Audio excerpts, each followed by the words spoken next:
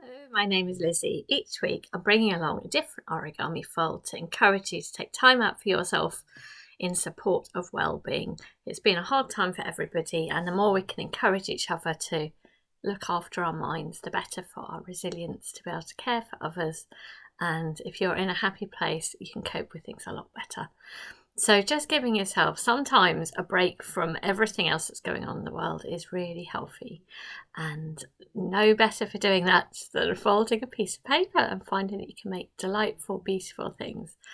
Just given that concentration and giving yourself that time and that care, going slowly and patiently, which is all about self-care. So I'm absolutely delighted. This week I'm sharing a new fold. I'm so excited about these folds. So they're from a new up-and-coming origamist called Peter Buchan-Symons, and he's based here in Oxford, which is where I live as well. And Peter's been creating a lovely series of delightful booklets, which are collections of folds, both traditional but also his own new ones as well. And you can see this is one of these beautiful little chicks. So I thought the chick was particularly sweet, and many thanks to Peter for letting me share his designs. So I'm going to be sharing just a few from this book, and obviously there's more in there as well. I hope you can check it out. So the chick I just thought was such a sweet symbol of new life emerging, and I hope you're going to enjoy this. I have to say I do a lot less animal folds, I think because they're a bit more tricky. So you're going to have to be nice and patient with yourself, and with me probably as well. And I will be following Peter's diagrams, but I know I can get there, and so can you too. So we'll make the chick. With the book you'll be able to also make a hen to go with it as well. But I hope you're going to enjoy this. So grab yourself some paper. You might want to grab a colouring pencil. As you can see, I've just quickly shaded one side, or if you have paper. But white is obviously lovely as well. So whatever you have, it will work. It will be really nice. I just love how it's got a little open wings. It's little, and it's looking upwards, and it's little tiny beak as well. I hope you're going to enjoy this. It's very sweet. You can imagine the cheeks. So yes, just to show you, this is what I'm going to be following. Some diagrams there, but I think they are very attractive for diagrams.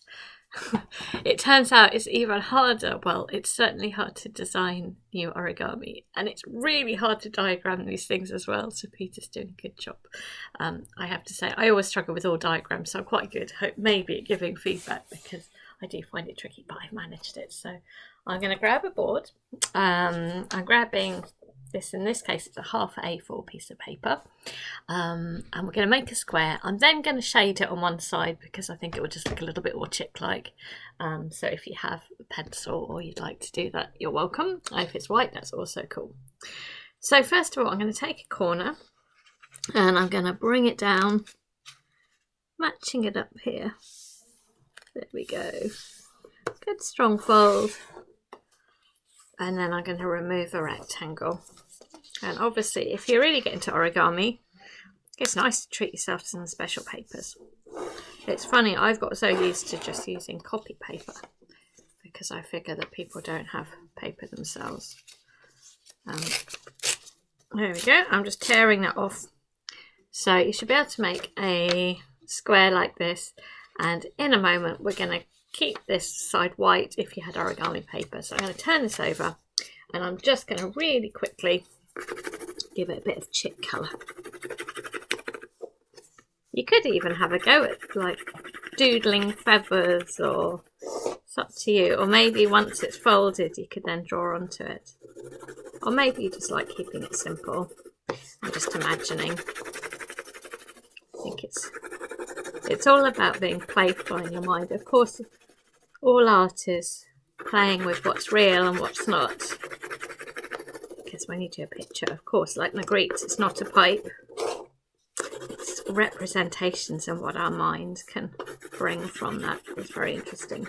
We are creatures of play, and play is a very good way of adapting and making sense of the world. And it also involves joy.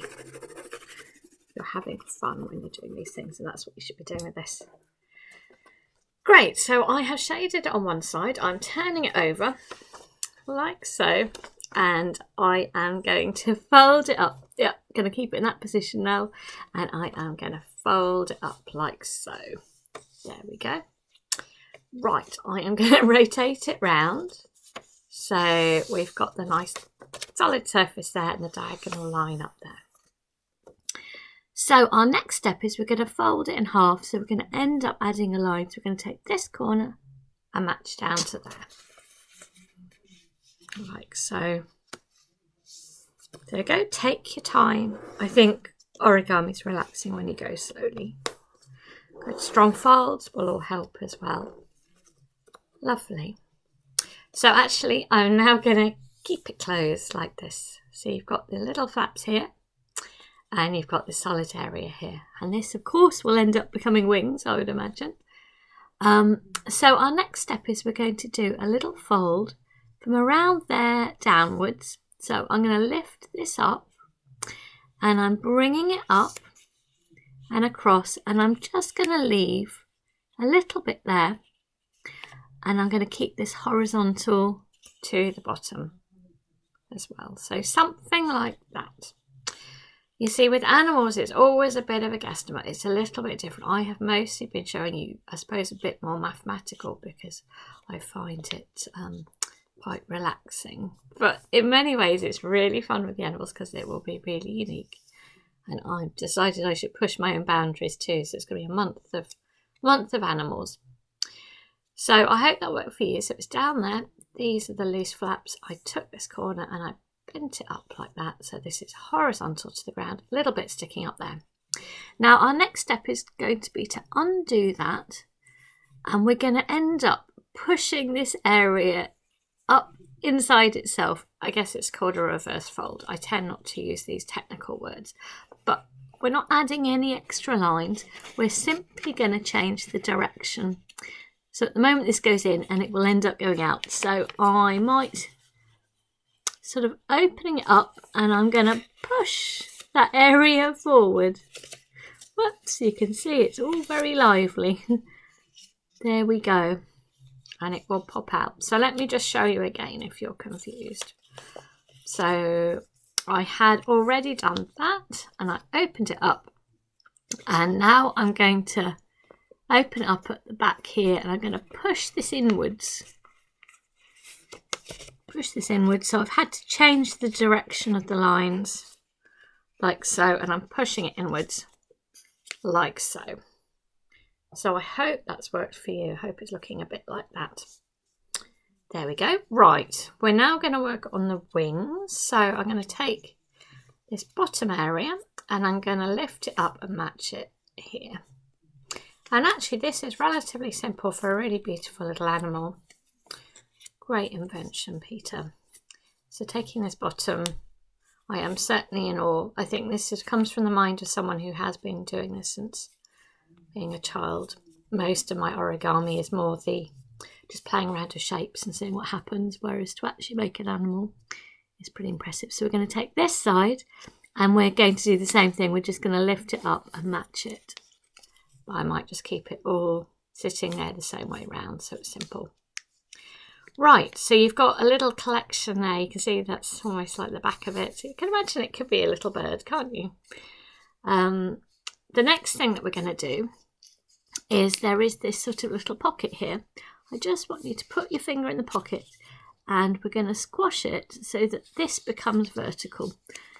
So I'm just going to take this and I'm going to put my finger in and I'm squashing it so that this line is vertical, and it's slightly just changed shapes there.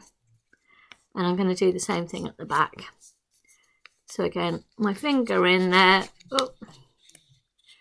And I am again repositioning it so that this line, which was at that angle, is now going to become vertical. So I hope this is also challenging you. Maybe if you've been folding along with me, you're also changing your boundaries a bit too by doing some animals.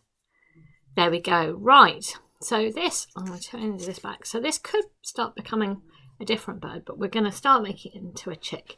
And I guess the difference of chicks is their little wings haven't grown fully at all. So we're going to start shortening the wings a little bit. So to do that, I'm going to take the end of its little wing and just fold it inwards, like so, about there. Again, it's a bit of a guesstimate. And maybe again do the same one at the back to match. There we go, so it feels like the right kind of an angle.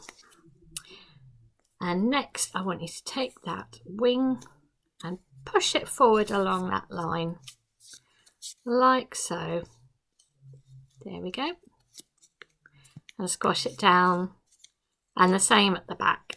So I am simply taking this area and pushing it forward along that line. That's it. And squashing it down. And I guess keeping that fairly horizontal up there. All looking good. Right, turning back again. So we're in the same position again. Right, we're actually not far off. Yeah. So our almost close to our final step is to take this point and we're going to bring it down to there. And take this point, a whole lot. There is only a whole lot there, and I'm going to touch it there, squash it down. And next I'm going to leave a little what's the word, just like a little edge there. So I'm going to lift it back. So I guess I'm leaving a little bit behind there. So it's like a tuck. So I brought it forward, it's touching there. And I'm now going to leave a little tuck. So I am leaving about there. That's it. Right, as with animals, often it's you make the lines, then you open it up and you sort of tuck things in so it all looks nice and neat. Because actually, if you saw that, it doesn't look so good. So what we need to do next is we're going to open it up and tuck that inside itself. So you will see very soon. So you can see, and I'm going to tuck that in. So I'm going to tuck the outside line in first of all. And then I'm going to bring up along that other little line in there. What you're doing is making a beak. Maybe it's a beak. Like so. Checking that you're happy with the position. You can always change the position. Look, we have a chick. So it can also, it can sit down like this. So, but it can also rotate round and be maybe making some little cheep noises. Maybe you could decorate it further and colour it further if you wished. But it's got a nice little life to it. It sort of has a body to it because it's got a real 3D feel to it as well. I hope that's worked for you. It's a bit of a first showing more complicated animal designs, but I think it's a real beauty. So I hope you're going to enjoy that. Many thanks.